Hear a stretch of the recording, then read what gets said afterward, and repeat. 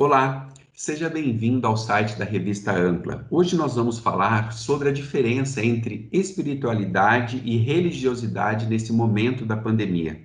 A nossa convidada é a presidente da Sociedade Brasileira de Bioética aqui no Paraná e doutora em teologia, Márcia Chemin. Tudo bem, Márcia? Olá, como está? Eu Tudo estou bem. bem. Eu estou bem. Obrigado pela sua disponibilidade de participar aqui conosco. E eu gostaria de começar perguntando para você, como que a gente consegue cuidar do nosso lado espiritual sem ser religioso, sem ter uma religião? Muito bem. Primeiro, quero agradecer pelo convite. É sempre bom a gente poder participar e dar a conhecer um pouco daquilo que a gente ainda está aprendendo, porque sobre espiritualidade aprendemos juntos todos os dias. Espiritualidade é um aspecto dinâmico do ser humano. Ele não está pronto, encaixotado, redigido e cheio de princípios. Espiritualidade é uma dinâmica. E se é uma dinâmica, tem a ver com o nosso sentido de vida, o nosso propósito. E então tem a ver com as nossas conexões, tem a ver com os nossos vínculos. E nós podemos estar vinculados a N coisas, a muitas coisas. A pessoas, a natureza, a arte, a música, aos estudos, aos esportes, né? As pessoas se conectam. A espiritualidade faz com que nós tenhamos, então, o nosso aspecto principal, que é relacional. E eu posso expressar a minha espiritualidade nas minhas crenças, nos meus valores, nas tradições e nas religiões. Qual que é a diferença entre espiritualidade e religião? Então, recuperando um pouco o que eu estava explicando, se eu tenho um aspecto meu dinâmico que me faz me conectar com as coisas, me relacionar, eu posso expressar através de certas crenças, que têm certos ritos, que têm certas práticas, e que tem uma crença, por exemplo, numa entidade espiritual transcendental, para além de nós. Então, isto é uma religião. A espiritualidade me faz desenvolver ou não uma religiosidade, e a religiosidade se expressa numa ou noutra religião também. Há pessoas que não se utilizam de religião para expressar a sua espiritualidade. Qual que é a importância de você ir a um templo, a um lugar, né, físico, um prédio, para você vivenciar, então, a sua religiosidade ou a sua espiritualidade? É possível, por exemplo, a gente fazer isso sem ir a um templo? Eu acredito que sim. Por quê? Porque vamos imaginar o Deus cristão. O Deus cristão não está preso dentro de um edifício, que chamamos de uma igreja ou de um templo. Uhum. Buda não está preso dentro de um templo budista. Os orixás não estão presos. Ao contrário, eles estão por tudo, pela natureza. E assim, Alá está preso dentro de uma mesquita? Não.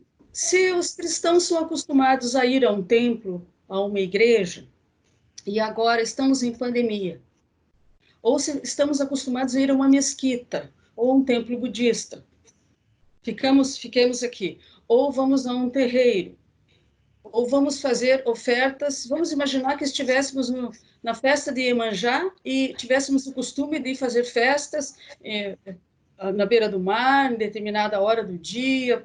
Bom, agora não podemos. Então, nós podemos nos voltar para o nosso espaço de espiritualidade, como se fosse um jardim secreto, onde nós nos voltamos para dentro e podemos nos imaginar lá.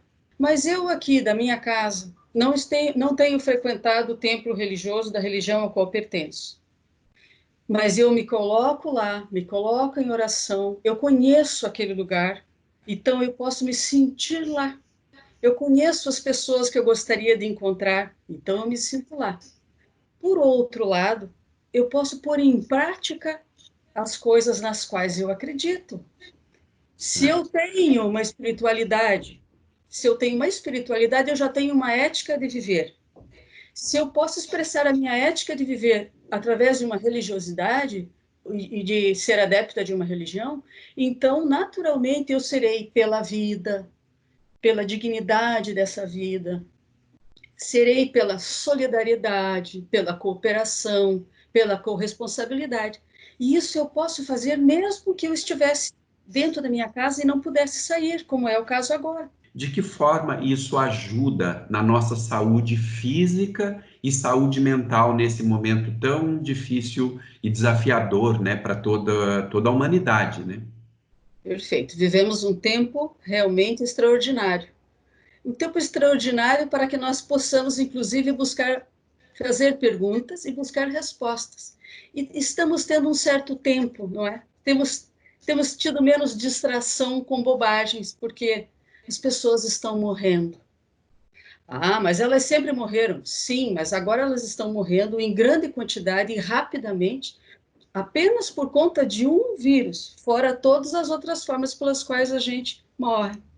E a gente está ficando doente também por outras coisas, não só pelo vírus. E nós podemos já ter doenças crônicas. Então, é importante que a gente não abandone os cuidados médicos, é importante que nós continuemos os nossos tratamentos, sejam porque temos uma doença grave ou porque temos uma doença menos grave, mais crônica. Mas como é que a espiritualidade, então, poderia contribuir, principalmente nesse momento em que nós estamos mais isolados, digamos assim? Por quê? É comprovado, não é achismo, não é um boato e não é uma ilusão. Está comprovado por números, por pesquisas imensas, o quanto a espiritualidade interfere na nossa vida, para o bem e para o mal. Se eu tiver uma espiritualidade mal desenvolvida, pouco aprofundada, eu posso, por exemplo, imaginar que Deus me abandonou no momento de uma doença, ou que ele está me castigando, o que seria um equívoco. Isso é um equívoco tremendo. Mas muitas pessoas podem estar sofrendo com essa perspectiva, porque estão desesperançadas. Então, veja como é importante quando a gente está um pouco mais tranquilo e equilibrado espiritualmente. Eu não me culpo e não acho que estou sendo punida.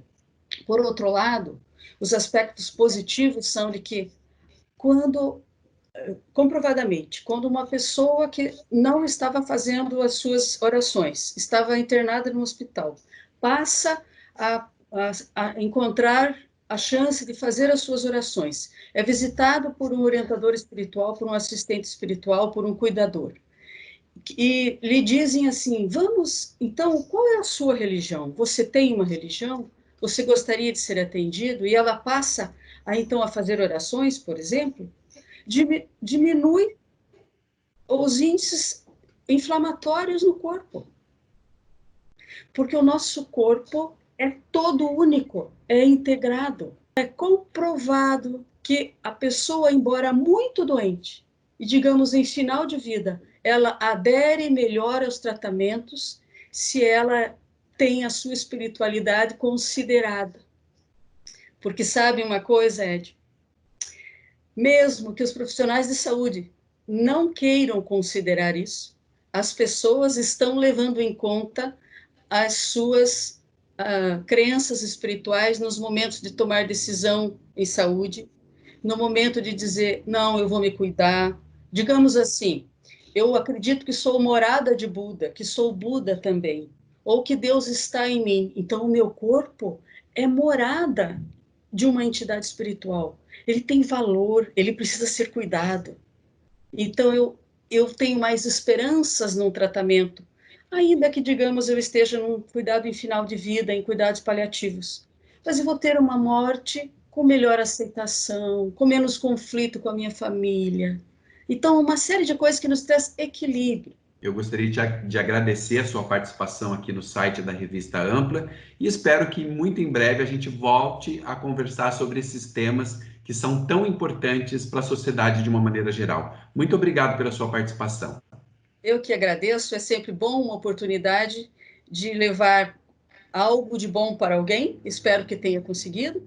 E, por favor, cuidem-se, cuidemos-nos, né? É uma atitude ampla, não é só egóica, é ampla. Muito obrigada. Até mais.